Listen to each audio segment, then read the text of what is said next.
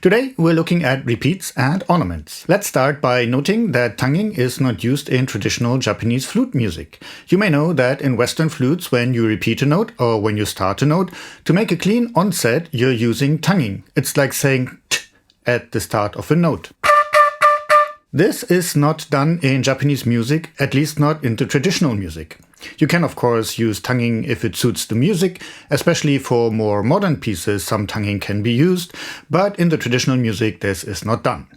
You can think of it like playing legato for the whole time. So, how do you repeat a note if tonguing is not used? Once again, let us know what you think in the comments down below. Like, subscribe and ding the ding dong.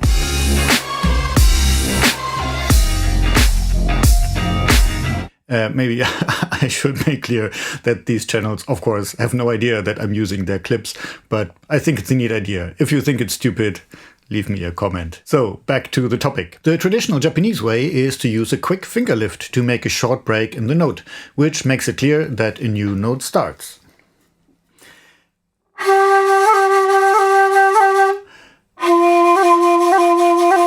It is very important that the break is short enough. You don't want the bit in between to become an extra note and become part of the melody. So, in other words, you don't want to be able to identify the bit in between the two notes. A bad example would be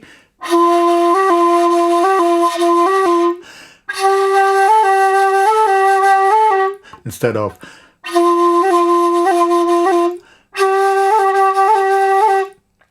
when I played it slowly, another note is added in between. This changes both the rhythm and the melody. To give you an example of a song that I'm sure you know, Sakura Sakura, this song starts like this.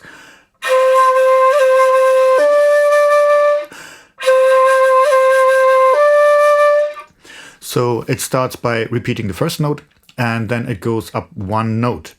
This repeat is done by a quick lift of the finger, or the thumb in this case. As you may have noticed, for the next note I'm not using any particular technique, so there is no tonguing or definite start of the following note, it is just played legato. Also note that when I do the repeat too slowly, it changes the melody.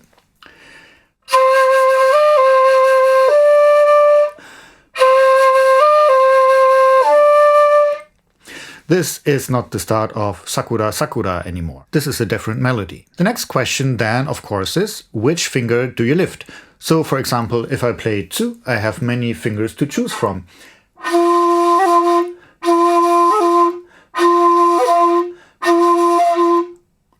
You probably heard that some fingers work better than others. The overall rule is to use the finger that works best, and usually this is the lowest finger.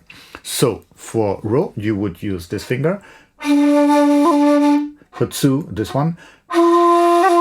Re, chi, ri, and so on.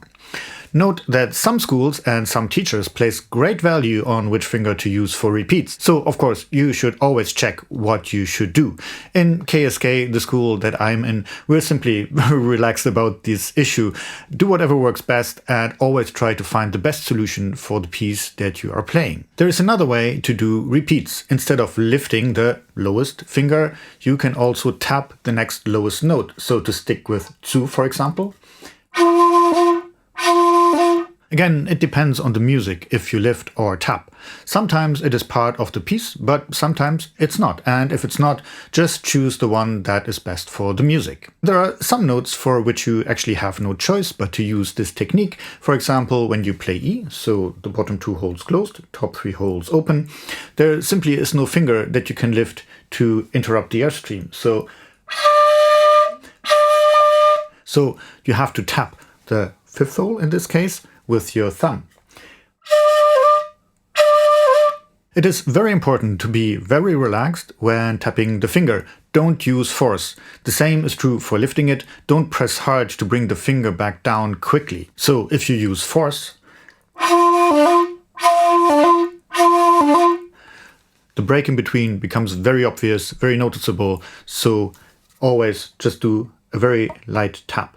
And the same for lifting the finger. When you do it with a lot of force,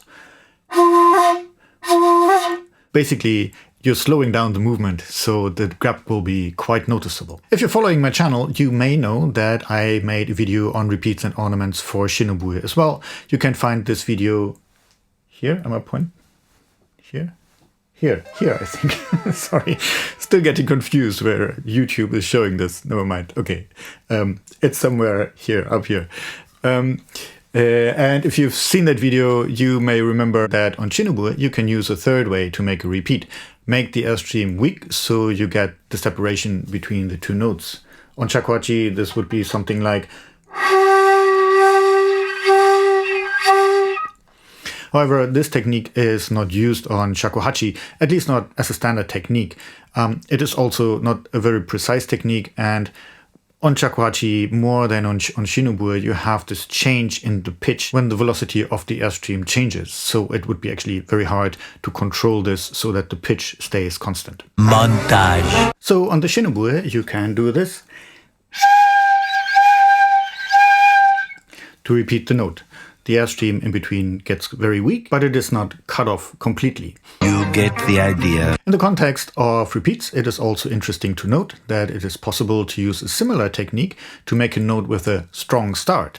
The way this works is that you come from the note above, and as soon as you start blowing, you bring down the finger. So, sticking with the example of tsu, not like this. One common way of using this technique on the shakuhachi is the start of playing ro, where you would have the fourth hole open, and then at the moment when the note starts, hole number 4 is closed.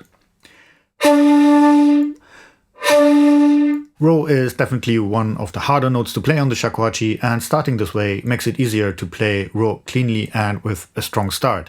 However, be aware that some shakuhachi players have a habit of starting almost every ro with this technique, and this is not a good habit. But for emphasizing the ro and for making a strong start, this is very useful. Closely related to the topic of repeats are ornamentations.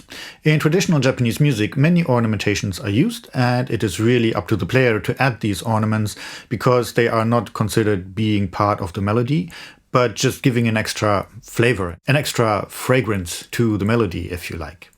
A useful analogy is maybe the use of vibrato, which is also usually not set. It is not composed into the piece, but rather just an interpretation, an expression in the moment when you play the music.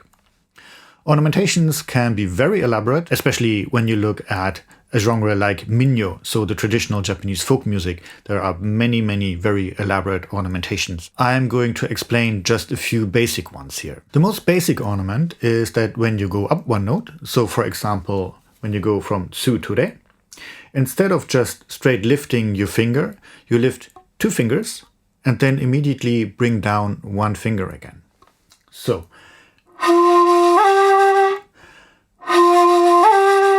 if I do it slowly, this means the note after tsu is re, but you get a very short chi in between as an ornamental flavor, if you like. For repeats, we saw that instead of lifting the finger, we can also play a tap on the note below, and we can use the same idea for ornamentation as well. In other words, you can use the same pattern when you go down. So say when I go from chi to re, instead of going down directly, I go down 1 note further, and then I go up again. So like this. Slowly.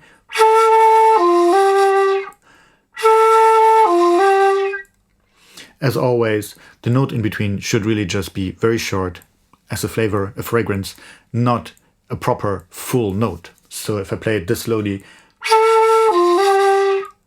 this would be a different melody. Do it quickly. That is an ornamentation. So just as we had with going up, where we're going up 2 and then go back 1. When we go down, we can go down 2 and then back up 1 again. A first variation of this idea of ornamentation is that instead of lifting both fingers at the same time, you lift them in sequence. So you lift the lower finger first, and then you lift the second finger, and then you go back. So to take our example tsu to re again, if I do it very slowly,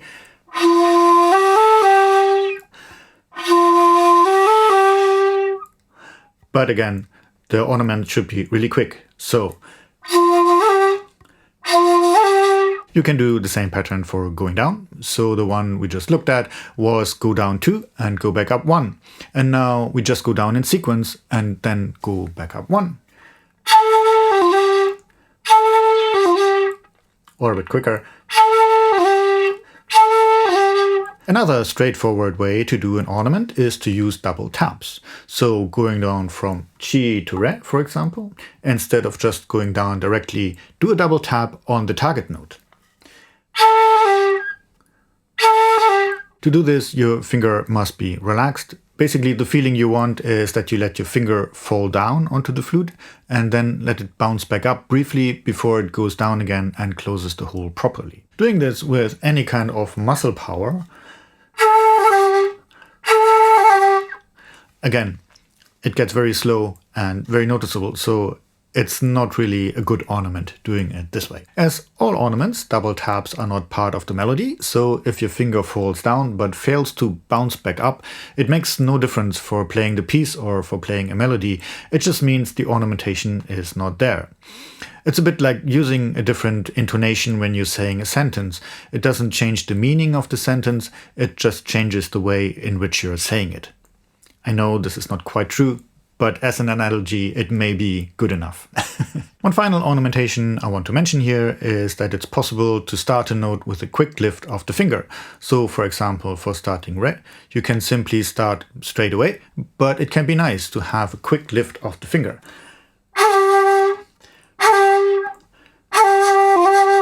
Here you actually want to hear the note at first, and then you have a quick lift of the finger, and then you play the note properly. So you should hear a bit of the start of the note before you make the movement. So if I do this too quickly, if I make the initial bit too short, this is not what I mean here. But in this case, you actually need to be a bit slow, if you like, so you need to hear the initial start of the note. Using this makes the note just a bit more playful and it adds a bit of weight to it. I sometimes think of this as a let's go. So as you can see, repeats and ornaments are not difficult in principle. It requires practice, of course, but the one important aspect simply is to do these repetitions and the ornamentations quickly and with relaxed muscles. If they get too long, they become part of the melody, but they are not part of the melody. They just float above the melody, if you like. They just give it an additional fragrance. As always, I hope this video was useful for you. And as always, please subscribe, please ring the bell so that you're notified when I release a new video. Please leave me a comment. If you like these videos, please consider supporting me on Patreon. That would be really fantastic. Or subscribing to my email list. Thanks for watching, and I'll see you in the next one. External subscribe clip here.